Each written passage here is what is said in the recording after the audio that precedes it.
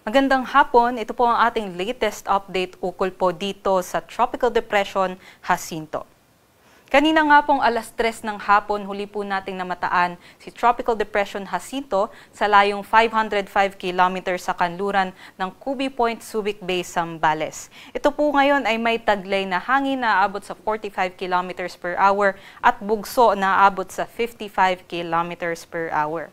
Sa ngayon din po ay kumikilos po ito pa north-northwestward sa bilis na 10 kilometers per hour na bahagya pong humina compared po nung kaninang umaga. Sa ngayon kahit malayo po ito si Jacinto sa ating kalupaan ay yung extension po ng kanyang kaulapan or yung trough po nitong si TD Jacinto ay patuloy pa rin pong nagdadala ng maulap at maulang panahon dito po sa may Ilocos Region, sa may Cagayan, Isabela, Cordillera Administrative Region, pati na rin po sa may Zambales at Bataan.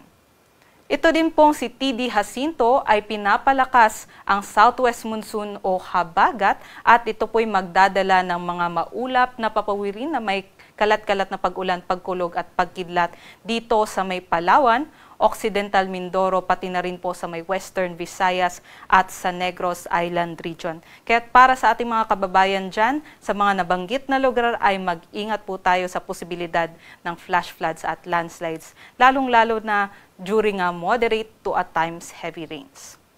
Ito naman po ang track and intensity forecast ni Tropical Depression Jacinto. Sa ngayon, nandito na nga po siya malapit sa border ng ating Philippine Area of Responsibility at ang ating forecast po ay magpapatuloy siya bilang isang tropical depression hanggang bukas po yan ng Friday. Pero makakalabas na nga po ito ng ating Philippine Area of Responsibility bukas. Pero yung epekto nito sa habagat ay magpapatuloy pa rin po over the weekend. Samantala, by Saturday po ay posible pong mag-upgrade bilang isang tropical storm o mas lumakas itong si TD Jacinto bilang isang tropical storm category before po siya mag-landfall posible po dyan sa may northern or central Vietnam area. Sa ngayon, wala po tayong nakataas na wind signal sa anumang bahagi ng ating bansa dahil nga po malayo po itong si TD Jacinto sa ating kalupaan. Ngunit nga po, ito po'y nagpapalakas sa habagat, kaya posible po ang 50 to 100 millimeters na pag-ulan dito sa Palawan, dito din po sa may Occidental Mindoro, Antique, at sa may Negros Occidental. At ang 50 to 100 millimeters po, posible po yan na pwede po nating tingnan bilang 4 hanggang 8 timba ng tubig na ibinuhos po sa isang 1 meter square na area in the span po of 24 hours. So kung ganun man, kung nasa urbanized areas tayo o malapit po tayo sa mga rivers ay posible pong tumaas ang ating level ng tubig. At para naman po doon po sa mga bulubunduking lugar, posible din po ang mga landslides kung meron po tayong ganito na level ng tubig. Bukas naman ay mas magle-lessen po ang epekto ng habagat dito sa may Western Visayas at sa may Negros Island Region, kaya't ang 50 to 100 millimeters na lang po ay dito sa Palawan at Occidental Mindoro. Kaya mag-ingat po ang ating mga kababayan dyan. Ito naman po ang makakaranas ng bugso ng hangin dahil po sa habagat na pinalakas ni TD Jacinto. Ngayon po hanggang bukas, posible po makaranas ng mga bugso-bugsong hangin dito sa Batanes, sa may Babuyan Islands, sa may Ilocos Region, Cordillera Administrative Region, Zambales, Bataan, Mimaropa, pati na rin po sa may Western Visayas, Negros Island Region, Central Visayas, Dinagat Islands at sa Camiguin. Pero sa Sabado naman po, magpapatuloy pa rin po yung mga bugso-bugsong hangin dito sa Batanes, Babuyan Islands, Pangasinan, Zambales, Lubang Island at sa Romblon at sa Palawan.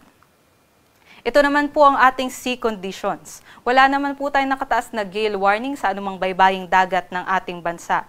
Ngunit maalon po ang i-expect ng ating mga kababayan dito sa western section ng ating bansa. Particular na po, moderate to rough o katamtaman hanggang maalon ang may experience ng ating manlalayag dito sa may western section ng Luzon, Visayas, lalong-lalo na dito sa may Northern Luzon na maaring umabot po ng 3.5 meters dito sa Northern Luzon at ito naman po ay mga 3.1 meters po na posible po nating ihalin tulad po sa higit po sa isang building po yun na, or higit sa isang gusali po na height yung ating mga pag-alon. Kaya para po sa mga maliliit na sasakyang pandagat, inaabisuhan po natin na wag po muna silang maglayag para po sa kanilang safety. Pero sa nalalabing bahagi naman po ng ating bansa, slight to moderate naman po tayo.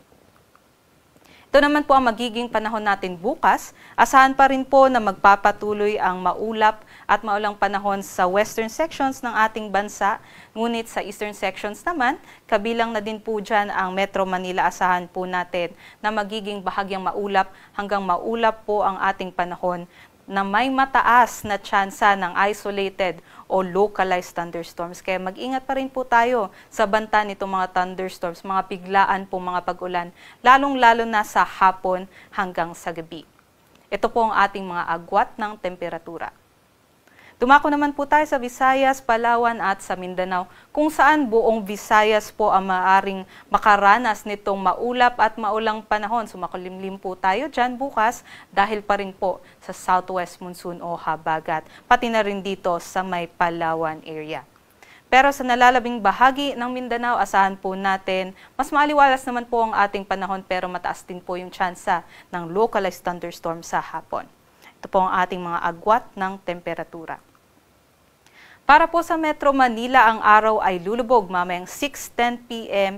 at bukas naman ay ito'y sisikat ng 5:44 a.m.